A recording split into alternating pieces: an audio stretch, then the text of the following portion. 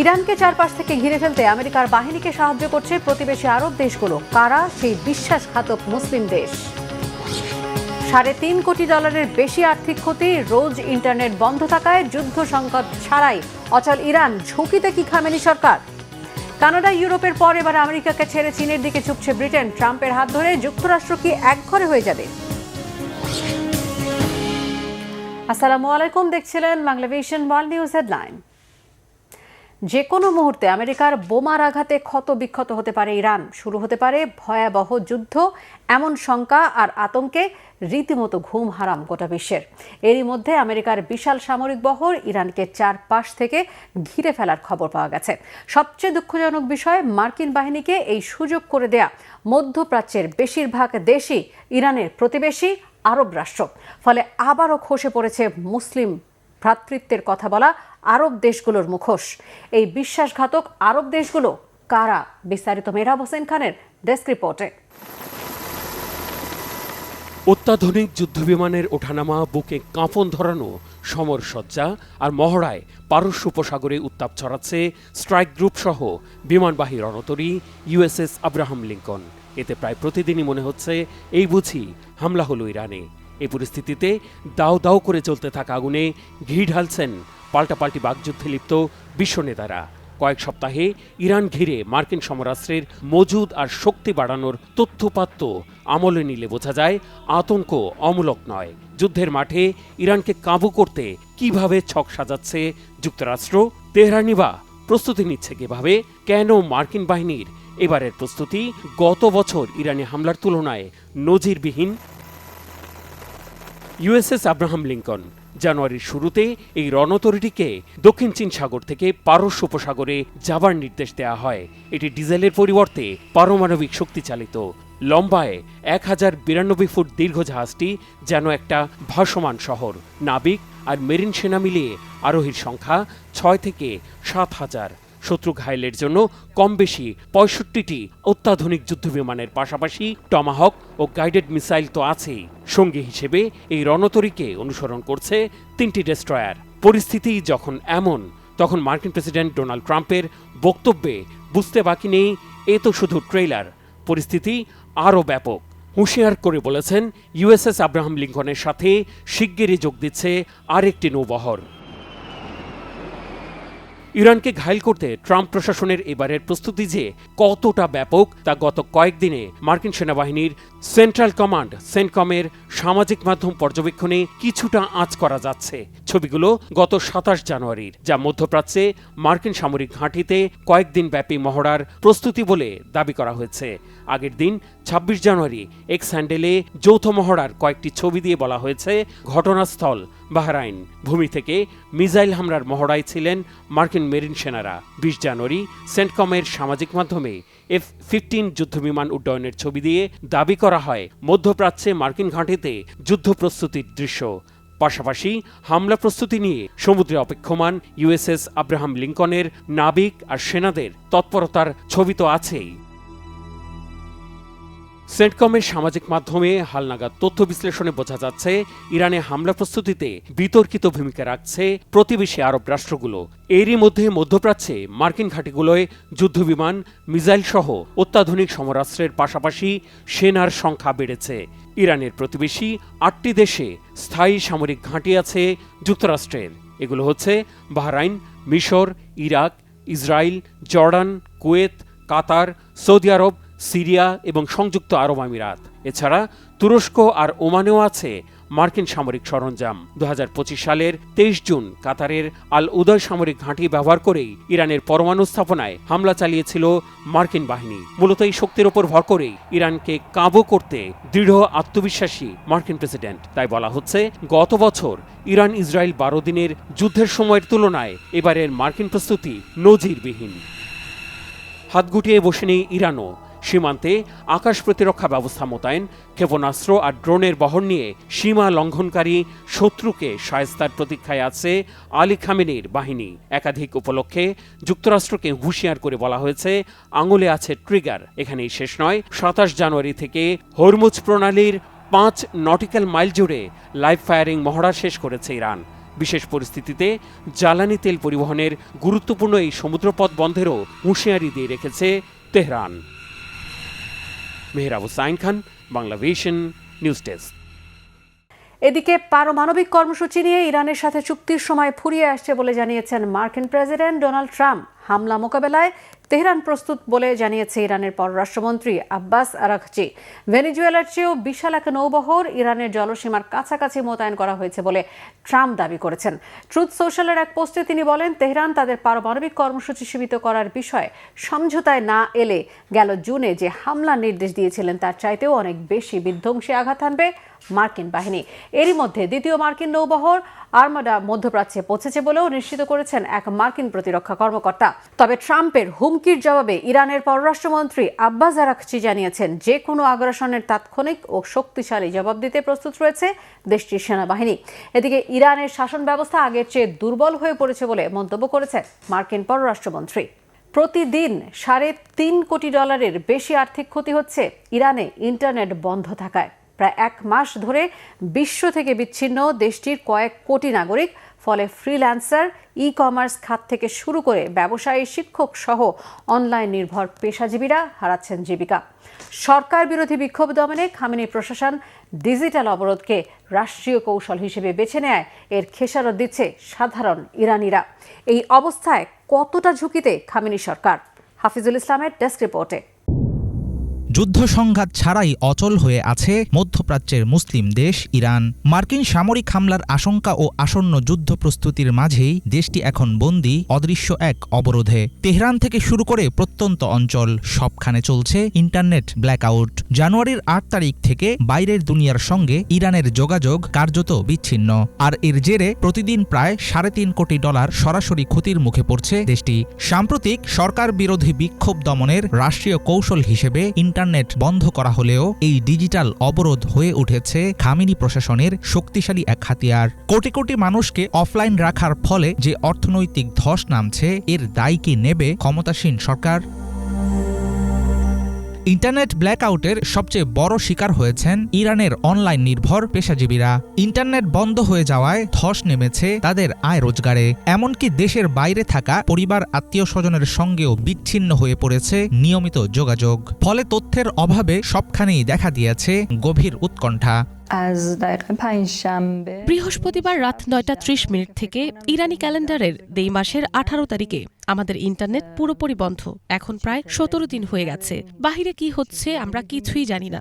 আমাদের শহরে কি ঘটছে, দেশ জুড়ে কি চলছে, কোনো খবর নেই।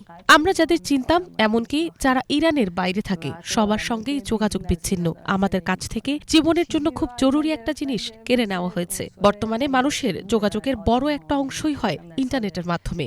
যখন ইন্টারনেট বন্ধ করে দেওয়া হয়, তখন মনে হয় আমার পানি বন্ধ করে দেওয়া হয়েছে। আমি কেন কিছুই খেতে পারছি না।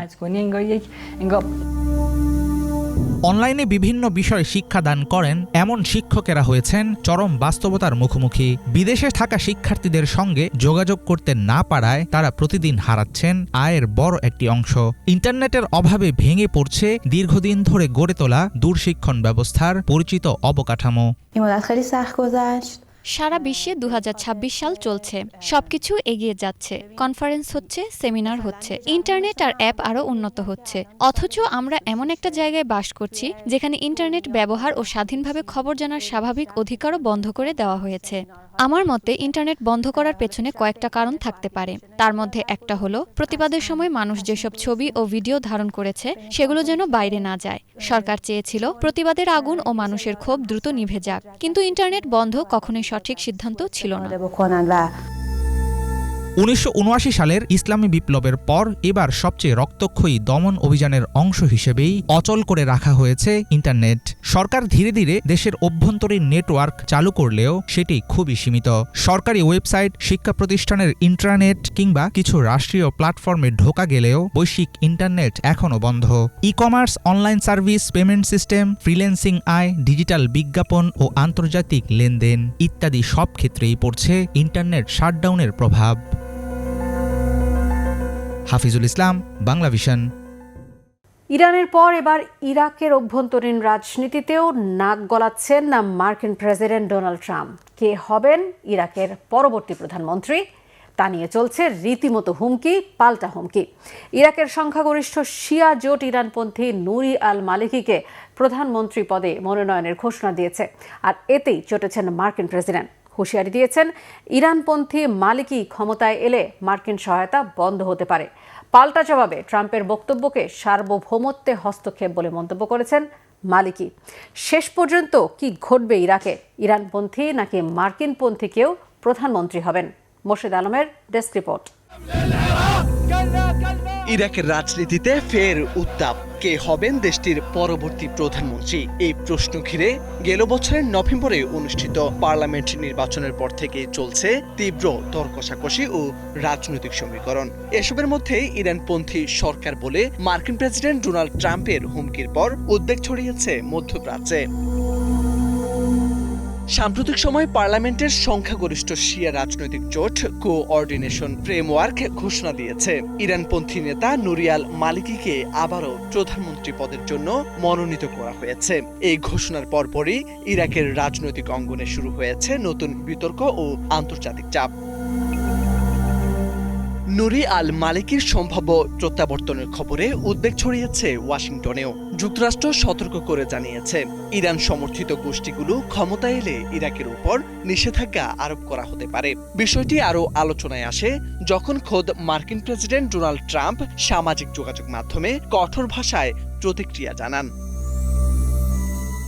নুরি আল মালিকি ইরানপন্থী বলে মন্তব্য করে ট্রাম্প বলেন, ইরাক নামের মহান রাষ্ট্রটি নুরি আল মালিকিকে আবারও প্রধানমন্ত্রী বানিয়ে খুবই খারাপ একটি সিদ্ধান্ত নিতে যাচ্ছে। তিনি শেষবার ক্ষমতায় থাকার সময় দেশটি দারিদ্র্য ও বিশৃঙ্খলায় ডুবে গিয়েছিল। এমন সিদ্ধান্ত হলে যুক্তরাষ্ট্র আর কখনো কোনো ধরনের সহায়তা দিবে না। ট্রাম্পের বক্তব্যের তীব্র সমালোচনা করেছেন ইরাকের সম্ভাব্য নতুন প্রধানমন্ত্রী নুরি আল মালিকি। তিনি বলেন, ইরাকের অভ্যন্তরীণ বিষয়ে যুক্তরাষ্ট্রের হস্তক্ষেপ দেশটির সার্বভৌমত্বের লঙ্ঘন। এরপর থেকে ইরাকে চলছে ট্রাম্প বিরোধী বিক্ষোভ। 2006 সাল থেকে 2014 সাল পর্যন্ত টানা 2 মেয়াদে ইরাকের প্রধানমন্ত্রী ছিলেন নুরি আল মালিকি। আন্তর্জাতিক সংবাদ মাধ্যমগুলোর সূত্রে জানা গেছে, 2003 থেকে যুক্তরাষ্ট্র নেতৃত্বাধীন আগ্রাসনে সাদ্দাম হোসেনের ক্ষমতাচ্যুত হওয়ার পর নুরি আল মালিকি ছিলেন দেশটির প্রথম নির্বাচিত প্রধানমন্ত্রী। তবে তার শাসনামল নানা কারণে বিতর্কিত হয়ে ওঠে। সংখ্যাগরিষ্ঠ শিয়াদের পক্ষে তার সাম্প্রতিক নীতির কারণে সুন্নি জনগোষ্ঠীর একটি অংশ ইসলামিক স্টেটের দিকে ঝুঁকে পড়ে, যাদের বিরুদ্ধে জঙ্গিবাদের অভিযোগও ছিল।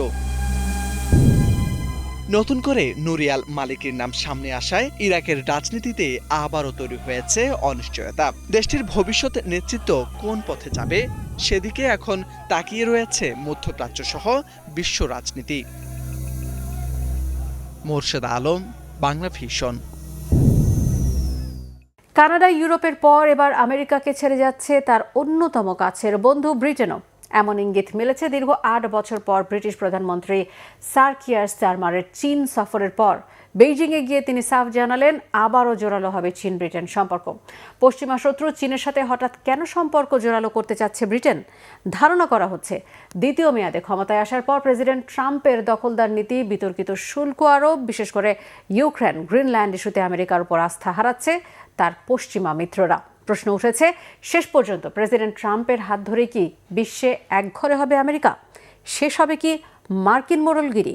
শহীদ আরাফাতের ডেস্ক রিপোর্ট। কানাডা ইউরোপের পর একে একে আমেরিকাকে ছেড়ে যাচ্ছে তার পশ্চিমা প্রায় সব বন্ধুরা। এবার সেই তালিকায় নাম লেখাতে যাচ্ছে ব্রিটেনও। এরই মধ্যে সেই ইঙ্গিতও দিয়েছেন ব্রিটিশ প্রধানমন্ত্রী স্যার কিয়ার স্টারমার। বুধবার গেল 8 বছরের মধ্যে প্রথমবার চীন সফরে গিয়ে সম্পর্ক জোরালো করার ইঙ্গিত দেন এই ব্রিটিশ প্রধানমন্ত্রী। পশ্চিমা শত্রু চীনের সাথে হঠাৎ কেন সম্পর্ক জোরালো করতে চাচ্ছে ব্রিটেন? প্রেসিডেন্ট ট্রাম্প দ্বিতীয় মেয়াদে ক্ষমতায় আসার পর তার দখলদার নীতি, বিতর্কিত শুল্ক প্রয়োগ, বিশেষ করে মিত্রদের ওপর শুল্ক আরোপের হুমকিতে আমেরিকার ওপর আস্থা হারাচ্ছে একের পর এক দেশ। ইউক্রেন, ভেনিজুয়েলার পর এবার মিত্র ইউরোপের দেশ গ্রিনল্যান্ড দখল ইস্যুতে ব্যাপক ক্ষেপেছে ইউরোপের দেশগুলো। পরিস্থিতি এতটা নাজুক যে পশ্চিমা সামরিক জোট ন্যাটোতেও ভাঙনের সুর দেখা দিয়েছে। শেষ পর্যন্ত ইসরায়েল কি শুধু আমেরিকার পাশে থাকবে? প্রেসিডেন্ট ট্রাম্পের হাত ধরে কি যুক্তরাষ্ট্রের বিপর্যয় দেখবে বিশ্ব? 4 দিনের সফরে বুধবার চীনে যান ব্রিটিশ প্রধানমন্ত্রী স্যার কিয়ার স্টারমার। বৃহস্পতিবার মধ্যাহ্নভোজের আগে চীনের প্রেসিডেন্ট শি জিনপিং এর সাথে 80 মিনিটের রুদ্ধদ্বার বৈঠক করেন তিনি। বৈঠক শেষে চীনের সাথে সম্পর্ক জোরালো করার ইঙ্গিত দিয়ে কিয়ার স্টারমার বলেন, চীনের সাথে অর্থনৈতিক সম্পর্ক আরও জোরালো করবে যুক্তরাজ্য। ব্রিটিশ প্রধানমন্ত্রীর মতে বিশ্বের দ্বিতীয় বৃহৎ অর্থনীতির দেশ চীন বিনিয়োগের জন্য উপযুক্ত স্থান। চীনের প্রেসিডেন্ট শি জিনপিং এর সাথে শুল্ক ও ফ্রি ভিসা নিয়ে ফলপ্রসূ আলোচনার কথাও জানান তিনি।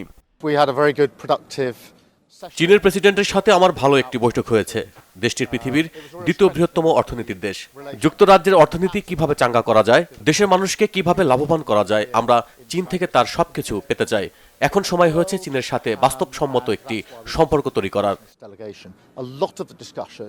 এর আগে চলতি মাসের শুরুতে কানাডার প্রধানমন্ত্রী মার্ক কার্নি চীন সফরে যান। গত 9 বছরের মধ্যে কোনো কানাডিয়ান প্রধানমন্ত্রীর প্রথম চীন সফর ছিল সেটি। তার সফরে দুই দেশ বাণিজ্য বাধা কমানো এবং নতুন কৌশলগত সম্পর্ক গড়ে তোলার লক্ষ্যে একটি অর্থনৈতিক চুক্তি করেছে। সফরে কানাডার প্রধানমন্ত্রী চীনকে একটি নির্ভরযোগ্য অংশীদার বলে মন্তব্য করেন। শুধু ব্রিটেন বা কানাডা নয়, যুক্তরাষ্ট্রের উপর নির্ভরশীলতা কমাতে ইউরোপীয় ইউনিয়নও এরই মধ্যে ভারতের সাথে একটি বাণিজ্য চুক্তিতে সই করেছে। এই চুক্তির ফলে বেশিরভাগ পণ্যে শুল্ক কমবে এবং 2032 সালের মধ্যে ইউরোপ থেকে ভারতের রপ্তানি দ্বিগুণ হওয়ার আশা করা হচ্ছে। মিত্রদের সাথে যুক্তরাষ্ট্রের দূরত্ব বাড়ার জন্য ট্রাম্পের নীতিকে দায়ী করছেন বিশ্লেষকরা। এই সম্পর্কের ফাটল যুক্তরাষ্ট্রকে বিশ্ব থেকে একঘরে করার পাশাপাশি মার্কিন অর্থনীতিতে বড় বিপর্যয়ের শঙ্কা করছেন বিশ্লেষকরা। Shahid Arafat, Banglavision news desk. বিশ্ববাজারে রেকর্ড ছুঁয়েছে স্বর্ণের দাম। প্রতি আউন্স স্বর্ণ আবারও বেড়ে দাঁড়িয়েছে $5,600। 22 ক্যারেটের স্বর্ণ ভরিতে 16,213 টাকা বেড়ে দাম 2,86,000 টাকায় দাঁড়িয়েছে। একই সাথে রূপার দামও সর্বোচ্চ পর্যায়ে পৌঁছেছে। রয়টার্সের প্রতিবেদনে বলা হয়েছে, আন্তর্জাতিক বাজারে আজ স্বর্ণের দাম 2.1% বেড়ে প্রতি আউন্স $5,591.61 দাঁড়িয়েছে। এর আগে সোমবার প্রথমবারের মতো স্বর্ণের দাম $5,000 সীমা পার করে। মাত্র 4 ধাপে দাম বেড়েছে $500 বেশি। অর্থনীতিবিদরা বলছেন, কেন্দ্রীয় ব্যাংকগুলোর ধারাবাহিক স্বর্ণ কেনা ও নিরাপদ বিনিয়োগের প্রতি বাড়তি আগ্রহের কারণে দামের এই ঊর্ধ্বগতি। এদিকে রূপার দাম 1.5% বেড়ে প্রতি আউন্স $120 দাঁড়িয়েছে। চীনের সাংহাইয়ের একটি কাঁচা বাজারে দেখা গেল ব্যতিক্রমী দৃশ্য। সাধারণ মানুষের মতো ফল সবজি কিনছেন বিশ্বের সবচেয়ে দামি প্রযুক্তি প্রতিষ্ঠান এনভিডিয়ার সিইও জেনসেন হুয়াং। ভাইরাল হওয়ার একটি ভিডিওতে দেখা যায় দোকানীদের সাথে কথা বলছেন এবং চন্দ্র নববর্ষ উপলক্ষে অর্থ ভর্তি লাল খাম বিতরণ করছেন তিনি। সবচেয়ে আলোচিত মুহূর্ত, এক দোকানেই অর্থ পেয়ে প্রশ্ন করেন উনি কে। এই ভিডিও এখন সামাজিক যোগাযোগ মাধ্যমে ব্যাপক আলোচনার জন্ম দিয়েছে। মোর্শেদ আলমের ডেস্ক রিপোর্ট। একবার ভাবুন তো, আপনি বাজারে গিয়ে সবজি কিনছেন, আপনার পাশেই একজন সাধারণ মানুষের মতো ফল দেখছেন, দোকানের সঙ্গে হাসি মুখে কথা বলছেন, স্ন্যাক্স ও ফল খাচ্ছেন। হঠাৎ জানতে পারলেন তিনি পৃথিবীর সবচেয়ে দামি কোম্পানির সিইও, যার সম্পদের পরিমাণ শত শত বিলিয়ন ডলার। কেমন লাগবে তখন? ঠিক এমনই এক অবিশ্বাস্য দৃশ্য দেখা গেছে চীনের সাংহাইয়ে। বিশ্বের সবচেয়ে দামি প্রযুক্তি প্রতিষ্ঠান এনভিডিয়ার প্রধান নির্বাহী কর্মকর্তা জেনসেন হুয়াংকে দেখা গেছে চীনের শহরের একটি সাধারণ কাঁচা বাজারে ঘুরে বেড়াতে। তার এমন একটি ভিডিও সামাজিক যোগাযোগ মাধ্যমে ভাইরাল হয়ে যায়। ভিডিওতে দেখা যায় জেনসেন হুয়াং বাজারের ভেতর দিয়ে হাঁটছেন, রাস্তার পাশে সবজি ও ফল বিক্রেতাদের সঙ্গে গল্প করছেন, তাদের কাছ থেকে কেনাকাটা করছেন এবং স্ন্যাক খাচ্ছেন। কথা বলতে বলতে তিনি দোকানীদের হাতে তুলে দিচ্ছেন লাইসি, লাল রঙের খাম, যার ভেতরে থাকে অর্থ। চীনা সংস্কৃতিতে এই লাইসি সৌভাগ্য, সমৃদ্ধি ও শুভ কামনার প্রতীক, যা চন্দ্র নববর্ষ উপলক্ষে বিতরণ করা হয়। ভাইরাল ভিডিওর সবচেয়ে আলোচিত মুহূর্তটি আসে তখনই, যখন এক সবজি বিক্রেতা জেনসেন হুয়াংয়ের কাছ থেকে লাইসি পেয়ে তাকে ধন্যবাদ জানানোর বদলে পাশের একজনকে প্রশ্ন করেন উনি কে। এই সরল প্রশ্নই যেন ধনী খ্যাতির জগৎ আর সাধারণ মানুষের জীবনের মধ্যকার দূরত্বকে আরও স্পষ্ট করে তুলেছে। 2026 সালের জানুয়ারি পর্যন্ত তথ্য অনুযায়ী কৃত্রিম বুদ্ধিমত্তা এআই প্রযুক্তির বিস্ময়কর অগ্রগতির কারণে এনভিডিয়া বর্তমানে বিশ্বের সবচেয়ে দামি কোম্পানি। প্রতিষ্ঠানটির বাজার মূল্য প্রায় 4.5 থেকে 4.7 ট্রিলিয়ন ডলার। তাইওয়ানে জন্ম নেওয়া জেনসেন হুয়াং 1993 সালে মাত্র 30 বছর বয়সে বন্ধুদের সঙ্গে একটি রেস্টুরেন্টে বসেই এনভিডিয়া প্রতিষ্ঠার পরিকল্পনা করেন। ইলেকট্রিক্যাল ইঞ্জিনিয়ারিংয়ে মাস্টার্স সম্পূর্ণ করা এই প্রযুক্তিবিদ বিশ্বের অন্যতম শীর্ষস্থানীয় সেমিকন্ডাক্টর কোম্পানি AMD ও স্টোরেজ নেটওয়ার্কিং এবং পার্সোনাল কম্পিউটারের চিপ LSI লজিকে কাজ করার অভিজ্ঞতাও অর্জন করেন। ফোর্বসের হিসেব অনুযায়ী তার মোট সম্পদের পরিমাণ প্রায় 164 থেকে 166 বিলিয়ন ডলার, যা তাকে বিশ্বের শীর্ষ ধনীদের কাতারে নিয়ে গেছে। প্রযুক্তি শিল্পে কালো চামড়ার জ্যাকেট পরা তার নিজস্ব স্টাইলের জন্যও তিনি পরিচিত। অনেকেই তাকে AI বিপ্লবের অন্যতম কারিগর বলে আখ্যা দেন। সাউথ চায়না মর্নিং পোস্ট জানায়, 24 জানুয়ারি চীনের সাংহাইয়ের লুজিয়াজুই এলাকায় জিন্দে বাজারে যান জেনসেন হুয়াং। চন্দ্র নববর্ষের আগে নিয়মিত চীন সফরের অংশ হিসেবেই তিনি সেখানে যান, কর্মীদের সঙ্গে সাক্ষাৎ করেন এবং স্থানীয় দোকান থেকে কেনাকাটা করেন। ভিডিওতে দোকানীদের সঙ্গে জেনসেন হুয়াংয়ের বন্ধুসুলভ আচরণ ব্যাপক প্রশংসা কুড়িয়েছে। অনেকেই মন্তব্য করেছেন, সাধারণ মানুষের সঙ্গে এমন সহজ আচরণই তাকে অন্যদের থেকে আলাদা করে তোলে। জানা গেছে তিনি যে লাইসি বিতরণ করেছিলেন তাতে প্রায় 600 ইউয়ান, বাংলাদেশি প্রায় 11,000 টাকা করেছিল। মোর্শেদ আলম, বাংলা ভিশন। এই ছিল আজকের মতো, সাথে থাকায় ধন্যবাদ।